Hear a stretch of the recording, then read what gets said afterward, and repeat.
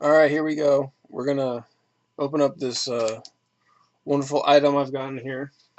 It's not cocaine. That's what you think. You're wrong.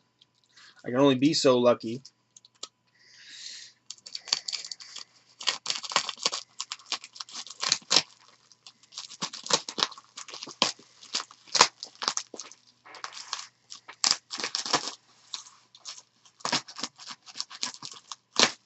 Again, I just want you guys to see exactly what it is, how you're gonna get it. That's why I'm doing these videos, because I know this stuff's coming straight out of China. So hopefully I can slide this thing out of my kilo cocoon over here. For the most part, there you go. So yeah, it's literally just wrapped up in bubble wrap. And that's that. Alright, here we go. This is... What the fuck? Better not be this one. There we go. Better be this one right here. 25 to 75 by 70. That freaked me out because it's got this over here on this side. That's not at all what I want. That's the one I want. Alright, here we go.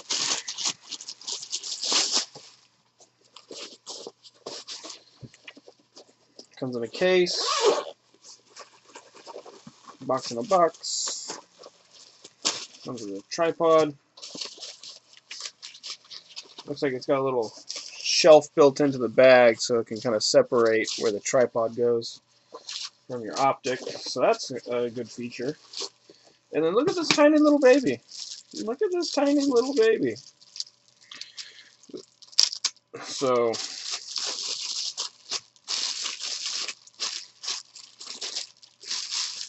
I've actually got a goodie. I kind of want to pull it out for you to see. I got a goodie on Black Friday, on maybe it was Cyber Monday. Whatever. Internet savings, whatever. Well, the label on it's a little bit crooked, so that's a little concerning with the QC, but hey, if it works good, we'll let that slide. If it don't work good, we won't let that slide. So, this is your power ring adjustment right here. Obviously, this is going to be your focus then. Comes with a... Ooh! Ooh! I like that. That's better than I thought it would be. A screw-on cap. No one has shown me that before, because I've always wondered how the caps worked. So this one you just pull straight off, okay, obviously. And this one's a screw. Because you, in the pictures, you just see them laying them down in front, and you just would assume that it would just flop on. But it's a screw-on, so that's cool. I like that. That does not suck. So, none of this twists.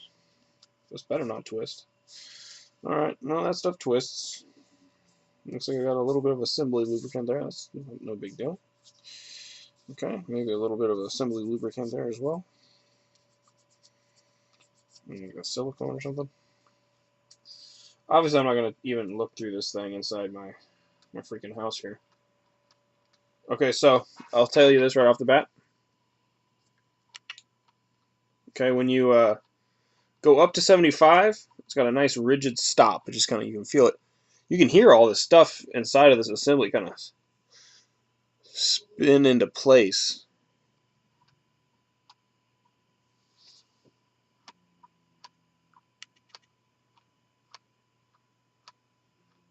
And that's when you put it onto low.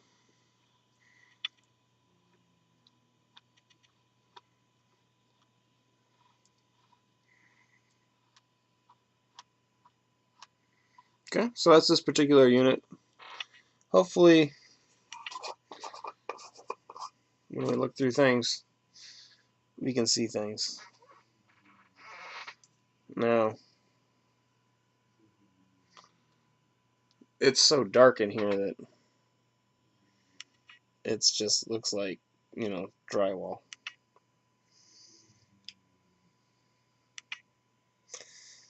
So I can't really even attest to anything about this thing here inside. Now, when I put it down to 25, it gets considerably lighter white against the drywall. So it's obviously letting you know some things. But, you know, the The mirrors all look super shiny. Doesn't look too shabby at all for $100. So hopefully it holds up to some bouncing around in my range on my backpack. That's how I typically roll with these things. I think it'll do just fine. If it breaks, it breaks. It's $100. I don't think it will though. But let me show you this. This is what I got on Black Friday. It's actually pretty monstrous. I didn't know that the Razer spotting scopes are so huge. It said it's 70 or 80 millimeters. So, yo, check that out, right? I thought this was going to be kind of a snug fit, but it looks like it's going to be floating around inside of this thing. Not snug lengthwise. I thought it'd be a little snug widthwise. But because this thing's supposed to be 75 or 70 millimeters. And this thing says it's for 70 or 80. So I thought it'd be kind of snug, but it looks like it's a little baby. It goes all the way to the very front section of this thing.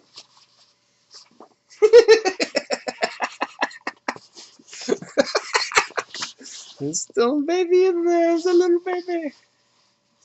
But these are cool. This is what I really liked about my Vortex scope, was this padded case that it had assembled with it. So I got this thing for $25 on Black Friday. And I was hoping to be able to use it in conjunction with this new one, but it's so much bigger. And this scope is so tiny. So, I mean, it's a good padded case, but I mean, it comes with not really a padded case, really, so much. It's just a canvas. I mean, it's got like a reinforcement in the inside. It's got this kind of material on the inside. Kind of like that, cheesy lining on a laptop backpack type stuff. But this is actual padding, so I kind of tend to lean towards this.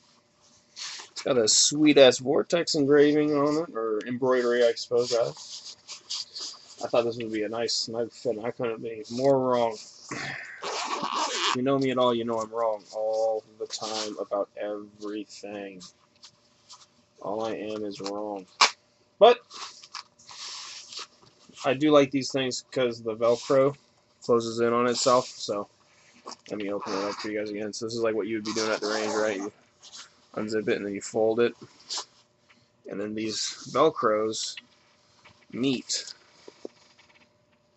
And then you just, boom. And then you got your little thing sticking out right there. And your little thing sticking out right there. And you still got a nice little cover on it. So that way you never have your case just flopping around as it's still attached to the unit all the time. So that's cool. I like the case. It looks like on this thing it's going to cover up where the zipper hole is, just so you can insert the tripod.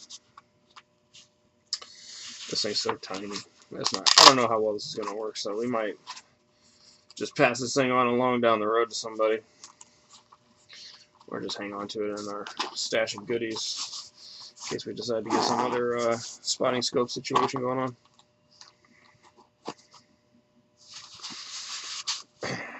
Yeah, this thing looks like it's missing a zipper tooth. That's whack. Brand new item. Missing a zipper tooth. Wiggity whack. So, that's what we got. We got ourselves a nice small rubberized, same feel as the binoculars. Very same feel. This has got like a rhino lining type of heavy duty plastic on the back here, or I guess rubber, rather. You can feel where they applied the coating. You can see it too. See where it comes in. Well, that's cool. Nothing wrong with that. So anyway, we're gonna run this stuff out on the field and see how it does. And if it meets my specifications, then I'm good to go. And if it doesn't, then I'm fucking bummed and I gotta try again. Probably fool around and get that Celestron other people are talking about. What's interesting about this thing is it looks like it has some threading here to accept a cap, like a hard cover cap, but they just probably stopped doing it to cut costs. Bastards.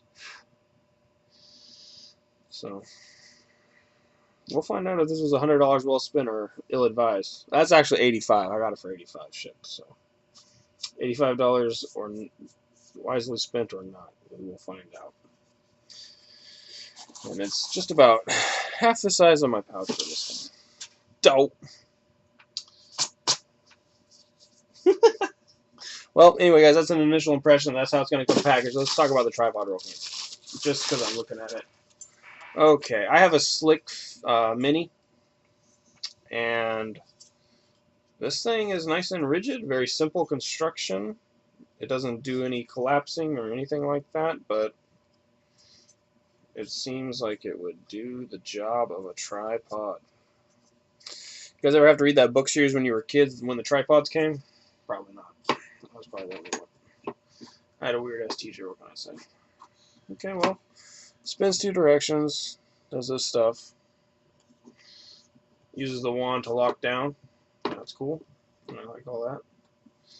See, there's no lock for the spinny, but there's a lock for the uppy and downy. And then obviously this is where the tripod meets it. Standard camera, it looks like, which is good. It's got a kind of like that crackle spray paint going on, textured spray paint finish. Nothing wrong with that, but just letting you know that's what it is. And I would give this a go for being a freebie in the box. Yeah, sure. It's probably do the job pretty well. I suppose I'll probably stick with my Slick 50 because it gets so much shorter than this one can get. This one's just one length, and this is probably taller than mine gets when it's extended. Or maybe just about the same. But it's, I don't think it's a piece of garbage. I mean, it's got some nice fasteners on it, it looks like. They're both, they got just like capture nuts or covered nuts or whatever you want to call that.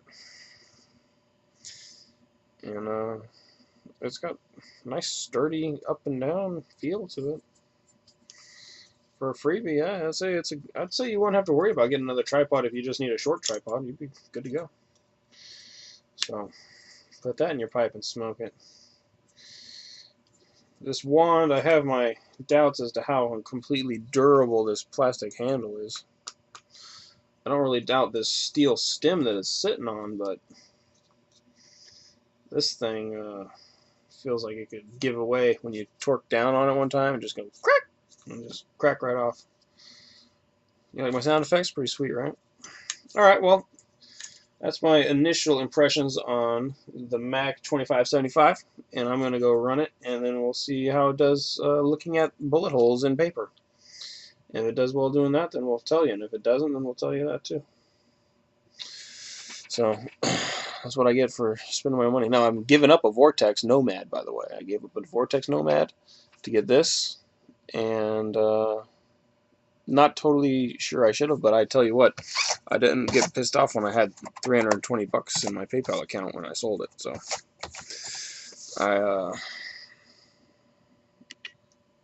I like the fact that this one's supposed to go to 75 zoom. So if it can actually do it and be clear, I mean, I'm 15 power higher than the 20 to 60 I had, so nothing wrong with that. And I literally just felt like the Nomad, it couldn't give me a clear image as far as I wanted it to give it to me. You know, I felt like I spent the money, I spent the $300, and I should have gotten clarity out to 700-800 yards, and I just really felt like I wasn't getting that. I felt like I wasn't getting AR, well, let me rephrase. I felt like I wasn't getting 223 caliber bullet holes quality imaging from even 300 yards. You know, at 200 yards it was tough to see bullet holes, so that's not cool. And if it's that hard to even see 308 at 200 yards, when I was looking at them at 300 yards and 400 yards, it was, oh, which one is that? Is that a new one? I can't tell, you know. And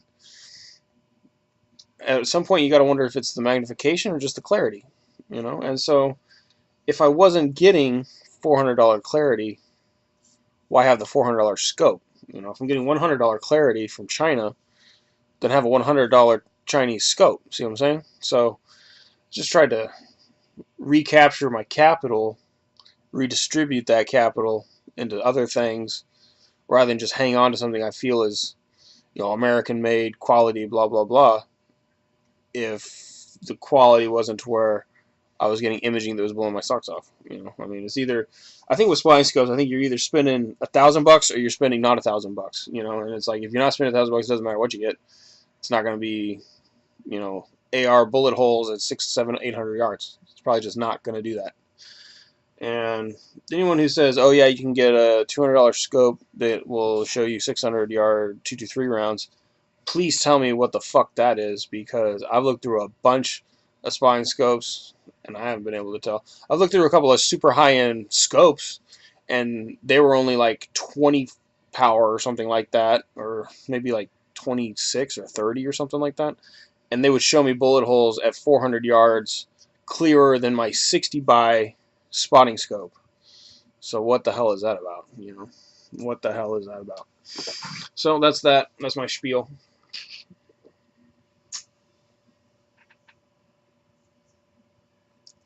These Camelback bottles are totally awesome, by the way. Side note. If you don't use them, you should use them exclusively. They're totally awesome. Alright, guys, have a good night.